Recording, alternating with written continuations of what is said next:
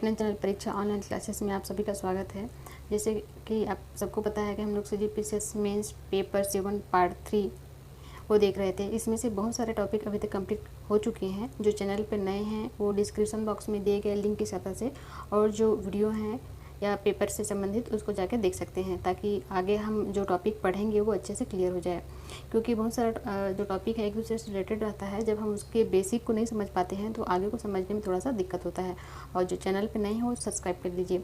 अभी तक हम कौन कौन से टॉपिक देख चुके हैं उसको अभी तक हमारा हो चुका है भारत में मानव संसाधन विकास, भारत में कुशल संसाधन की उपलब्धता, भारत में मानव संसाधन की नियोजितता एवं उत्पादकता, रोजगार के विभिन्न चलन, मानव संसाधन विकास में विभिन्न संस्थाएं एवं परिषद। इसके अंतर्गत बहुत सारे जो संस्थान या परिषदें हैं वो आते हैं। इसमें से अभी तक हमने देख चुके हैं। एक है NCHER, NCERT, NUEPA, UGC, open university, उसके बाद है AICTU, उसके बाद NCTU। ये अभी तक हम देख चुके हैं। जिन्होंने इन टॉपिक को नहीं देखा है उसका लेक्चर आप डिस्क्रिप्शन बॉक्स में जो लिंक दिया गया है उसकी सहायता से जाके आप देख सकते हैं, ताकि जो हम आज पढ़ने वाले हैं और अच्छे से आपको समझ आए। और आज का हमारा टॉपिक है NCVT। तो ये क्लास को बिना किसी देरी का हम शुरू करते हैं। राष्ट्रीय व्यावसायिक प्रशिक्षण परिषद NCVT या फिर national council of vocational training. सबसे पहले NCVT होता क्या है इसको पहले समझ लेते हैं, क्योंकि इससे संबंधित दो टर्मिनोलॉजी आता है। एक होता है NCVT, दूसरा होता है SCVT। क्योंकि हमारे जो सिलेबस है उसमें NCVT है, फिर भी इससे संबंधित शब्दावली होता है या एक कोर्स होता है SCVT। जो NCVT होता है national council of vocational training, और इसके स्थान पर होगा एक S जिसमें होगा state council of vocational training. ये क्या करता है, जितने भी जो टेक्नोलॉजी से संबंधित कोर्स होते हैं उसको ये ट्रेनिंग देता है। और जो NCVT है वो स्टेट लेवल का होता है और SCVT होता है वो NCVT नेशनल लेवल का होता है और SCVT स्टेट लेवल के। नाम से ही शब्दावली से स्पष्ट हो रहा है, एक है नेशनल दूसरा स्टेट। तो अगर हम इस टॉपिक को पढ़ रहे हैं तो उसके बारे में भी हमको जानकारी जरूरी। जैसे आपका IRT वगैरह होता है तो वो भी दो तरीके से होता है, एक नेशनल लेवल का होता है, दूसरा स्टेट लेवल का होता है। तो पहले NCVT क्या है इसको समझ लेते हैं। ये इसकी स्थापना हुई थी 1956 में। NCVT एक प्रकार की इंडस्ट्रियल ट्रेनिंग है जो राष्ट्रीय स्तर की होती है। इसकी स्थापना 1956 में एक सलाहकारी निकाय के रूप में किया गया था, जो भारत सरकार के श्रम व रोजगार मंत्रालय के प्रशासनिक नियंत्रण में आता है। यह समूचे देश में व्यावसायिक शिक्षा को संचालित करने व सलाह देने संबंधित संस्थान है। तो इतने में समझने लगता ऐसा कुछ नहीं है। एक तरीके से क्या करता है, ट्रेनिंग देता है। जैसे आपका IIT से संबंधित हो गया, पॉलिटेक्निक से संबंधित हो गया, उनको अलग से ट्रेनिंग प्रदान करता है। या कह सकते हैं जैसे IIT है, उन IIT में भी प्रकार होते हैं, किस लेवल का IIT क्या हुआ है, तो वो सारी चीज़ों को समन्वय करने का काम NCVT करता है। NCVT के उद्देश्य, इसका उद्देश्य क्या है, जब हम NCVT की स्थापना देखें या इसको समझे कि NCVT क्या है उतने में ही समझ आ रहा है। फिर भी क्योंकि हमको मेंस में वर्ड में लिखना रहता है तो हमारे पास वाक्य होना चाहिए, वाक्यांश होना चाहिए। NCVT के उद्देश्य में पहला है राष्ट्रीय व्यावसायिक शिक्षा परिषद का राष्ट्रीय व्यावसायिक। NCVT का उद्देश्य इसमें पहला है राष्ट्रीय व्यावसायिक शिक्षा परिषद का राष्ट्रीय व्यावसायिक योग्यताओं के लिए फ्रेमवर्क का निर्माण करना तथा विकास करना। इसमें है आपका एक कीवर्ड आप ले सकते हैं फ्रेमवर्क, और जो योग्यताएं हैं व्यावसायिक से संबंधित योग्यताएं हैं। तो जो भी योग्यता है, जैसे इसको पहले हम देख चुके हैं IIT संबंधित है या कौशल से संबंधित जितने भी जो टैलेंट रखते हैं, तो उनको एक पाठ्यक्रम के तहत ट्रेन करना और उनके लिए एक फ्रेमवर्क तैयार करना, ताकि वो अपने जीविकोपार्जन में उनको एक अच्छा योगदान मिल सके। एक उद्देश्य ये हो गया, मतलब जिनमें टैलेंट है उनको ट्रेन करके उनको रोजगार प्रदान करना। एक उद्देश्य इसका हो गया NCVT का। उसके बाद दूसरा है पाठ्यक्रम प्रमाण पत्र का निर्माण, कोर्स का निर्धारण करना। क्योंकि अगर वो ट्रेनिंग दे रहा है तो जाहिर सी बात है ट्रेनिंग के बाद उसको प्रमाण पत्र भी देना पड़ेगा। ट्रेनिंग दे रहा है तो उसका पाठ्यक्रम क्या है, किसके अंतर्गत किन किन चीज़ों का वो ट्रेनिंग देगा, तो उसके लिए पाठ्यक्रम जरूरी है।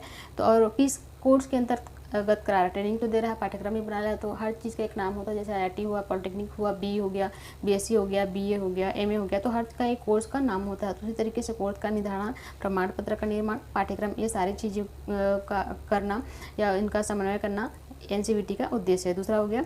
उसके बाद हम इसका तीसरा देखते हैं, संस्थानों को मान्यता देना, क्योंकि जो भी संस्थान है ये सारे चीज़ करा रहे हैं वो मान्यता प्राप्त होना चाहिए, सरकार या केंद्र सरकार के तहत मान्यता प्राप्त होना चाहिए।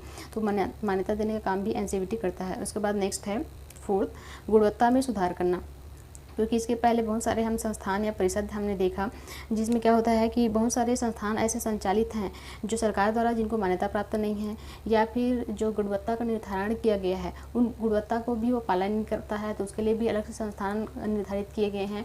जो मानकों को पूरा नहीं करते हैं उनकी मान्यता रद्द कर दिया जाए। तो उसी तरीके से एनसीईआरटी संस्थान के लिए कोर्स निर्धारित करेगा, तो साथ में उनको मान्यता भी देगा। जो एक क्राइटेरिया है, एक मापदंड है, उसके तहत संस्थान को मान्यता प्रदान करेगा। एक हो गया आपका तीसरा। उसके बाद चौथा में उसकी गुणवत्ता का भी निर्धारण करेगी। ऐसा नहीं कि कुछ भी आप केवल खाना पूर्ति के लिए आप करा रहे हैं, ऐसा भी नहीं होना चाहिए। तो गुणवत्ता का निर्धारण या स्टैंडर्ड का निर्धारण भी आपका एनसीईआरटी करेगा। उसके बाद नेक्स्ट है 5, श्रम बाजार सूचना तंत्र विकसित करना। यह एक इम्पॉर्टेंट है, क्योंकि आप ट्रेनिंग भी करा रहे हो, उनको प्रमाण पत्र दे रहे हो, मान्यता प्राप्त संस्थान से उनको वोकेशनल ट्रेनिंग दे रहे हो, ये सारी चीज़ तो अपने हद तक है। लेकिन जब तक उनके लिए आप पहले हमने देखा कि फ्रेमवर्क तैयार करना, जब तक उनके लिए एक बाज़ार या एक तंत्र तैयार नहीं करेंगे जहाँ पे जाके वो अपना रोजगार पा सके, तो ये सारी चीज़ों का कोई उपयोगिता नहीं होता है। तो सबसे महत्वपूर्ण होता है कि उनके लिए एक सूचना तंत्र, एक प्लेटफॉर्म तैयार करना जहाँ पे वो अपने श्रम के माध्यम से अपनी जीविका उपार्जन कर सकें और उसका लाभ ले सकें। तो ये सारी चीज़ हैं एनसीईआरटी के उद्देश्य। उसके बाद उसके कार्य क्या है इसको देख लेते हैं। उसके बाद है एनसीईआरटी के कार्य। पहला कार्य है इसका सर्टिफिकेट देना। इंजीनियरिंग, बिल्डिंग, टेक्सटाइल और चमड़ा व्यवसाय, ये सारी चीज़ें इसके अंतर्गत आता है और इसका सर्टिफिकेट प्रदान करने का काम भी एनसीईआरटी करता है। उसके बाद है सेकंड, पाठ्यक्रम की मानक व अवधि का निर्धारण करना। इसको हमने उद्देश्य में देखा कि एक स्टैंडर्ड और कितना वर्ष का होगा, उसके लिए जैसे कि आपका डिप्लोमा कोर्स होता है, सर्टिफिकेट कोर्स होता है, डिग्री होता है। तो जो डिग्री होता है कुछ जैसे सामान्य होते हैं, जैसे बीएससी हो गया, बीए हो गया, आप 3 वर्ष का होता है इसकी अवधि। उसके बाद बीए वगैरह देखेंगे या अन्य जो फार्मेसी वगैरह होते हैं उसकी अवधि 4 वर्ष होती है। पॉलिटेक्निक की अवधि 3 वर्ष होती है। आईआईटी की भी कई स्थान पर 1 वर्ष 2 वर्ष होती है। उसी तरीके से विभिन्न जो कोर्स हैं उनका एक निश्चित अवधि होता है। तो एनसीईआरटी मानक के साथ साथ मतलब उसकी अवधि भी निर्धारित करता है कि कितने वर्ष के लिए वह कोर्स होगा। उसके बाद जो प्रशिक्षण देते हैं या जो शिक्षक होते हैं उनकी योग्यता का भी निर्धारण करता है। सामान्य प्रशासनिक कॉलेजों के लिए हमने देखा कि जैसे बीएड डीएड होता है, वो जो प्रशिक्षक होते हैं उनको प्रशिक्षित करने के लिए कॉलेज है या संस्थान है जहाँ पे बीएड कराया जाता है। स्कूलों में पढ़ाने वाले शिक्षकों के लिए ये पढ़ाई है। उसी तरीके से डॉक्टरेट होता है, वो कॉलेज में पढ़ाने वाले शिक्षकों के लिए एक डिग्री होता है। उसी तरीके से एनसीईआरटी क्या करता है, जो यहाँ पे शिक्षा देते हैं उनको भी, जो प्रशिक्षक होते हैं उनकी योग्यता का भी ये निर्धारण करता है। तो उसके लिए भी इसके पास एक मापदंड होता है कि जो पढ़ाने वाले हैं उनकी योग्यता का निर्धारण करें। उसके बाद है नेक्स्ट है फोर्थ, अप्रेंटिस अधिनियम 1961। अप्रेंटिस अधिनियम 1961 के अंतर्गत भारत सरकार द्वारा जो सौंपे गए कार्य हैं, जो अन्य कार्य हैं, उसको भी आपका एनसीईआरटी करता है। तो समय समय पर जो संस्थान है उनको भारत सरकार अन्य कार्य सौंपता रहता है, उसका करने की जिम्मेदारी भी एनसीईआरटी की होती है। तो ये अभी तक हमने देखा कि एनसीईआरटी क्या है, इसकी स्थापना कब की गई, इसका उद्देश्य क्या है और इसके कार्य है। और वर्तमान संदर्भ में इसका क्या प्रासंगिक है या क्या है, इसके बारे में अगर थोड़ा सा देखें तो वर्तमान में कौशल विकास के मद्देनज़र मौजूदा नियामक संस्थान एनसीईआरटी और एनएसडीए नेशनल स्किल डेवलपमेंट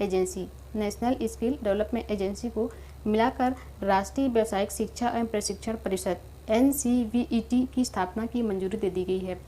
ये करेंट को थोड़ा सा इसमें मिला दिया गया है, क्योंकि अभी क्या हुआ है, जो एनसीईआरटी है उसको मर्ज कर दिया गया है एनएसडीए के साथ, क्योंकि अभी कौशल का बहुत डिमांड है।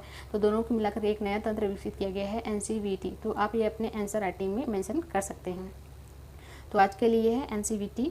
और इससे संबंधित अगर हम क्वेश्चन देखेंगे तो क्वेश्चन इसमें उतना ज़्यादा वैरायटी में तो नहीं बनेगा, लेकिन फिर भी इसमें से आप अपने नोट्स बुक में बनाएंगे। तो पहला क्वेश्चन है आज के लिए,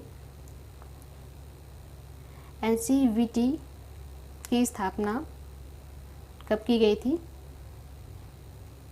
30 वर्ड्स में। दूसरा क्वेश्चन है, एनसीईआरटी के उद्देश्य को समझाइए, 60 वर्ड में।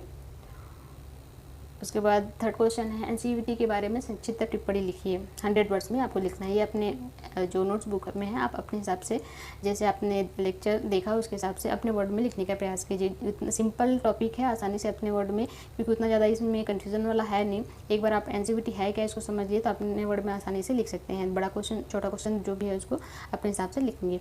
तो आज के लिए बस इतना ही। अगर आपको वीडियो पसंद आया तो लाइक शेयर ज़रूर कीजिए और जो चैनल पर नए हैं सब्सक्राइब करके जरूर जाइए।